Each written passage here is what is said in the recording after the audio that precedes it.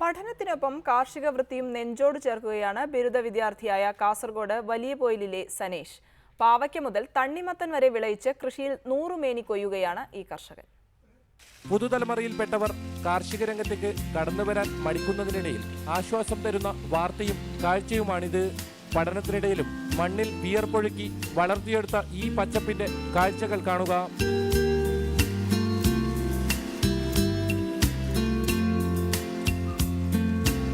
എത്ര നൂജനാണെങ്കിലും മണ്ണിനെയും കൃഷിയെയും കൈവിടരുതെന്ന് ഈ വിദ്യാർത്ഥി തെളിയിക്കുന്നു.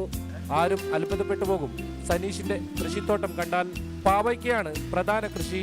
1 ഏക്കറോളം വരുന്ന പന്തലിൽ വിളഞ്ഞു നിൽക്കുന്ന പാവയ്ക്കകൾ കണ്ണിന് കുളിർമ പകരുന്ന കാഴ്ച തന്നെയാണ്. പാവയ്ക്ക മാത്രമല്ല, വെള്ളരി, വെണ്ട, പടവലം, കുമ്പളം തുടങ്ങി തണ്ണിമത്തൻ വരെയുണ്ട് ഈ വിദ്യാർത്ഥിയുടെ കൃഷിയിടത്തിൽ.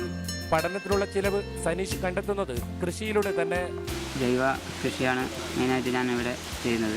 ചാണകവും പിന്നെ ഗോമൂത്രവും പിണ്ണാക്കൊക്കെ ഇട്ടിട്ട് ആക്കിയ ജൈവ മിശ്രിതമാണ് ഇവിടെ കൈപ്പക്ക് കളിക്കുന്നത്.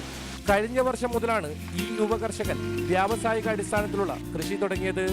രാവിലെയും വൈകുന്നേരവും അവധി ദിവസങ്ങളിലുമാണ് പരിപാലനം.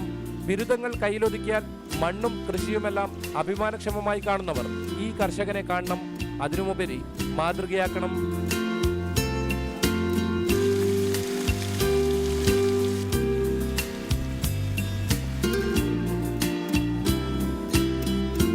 പ്രകാശൻ കുട്ടമത്തിനോടൊപ്പം റിപ്പോർട്ടർ, കാസർഗോഡ്.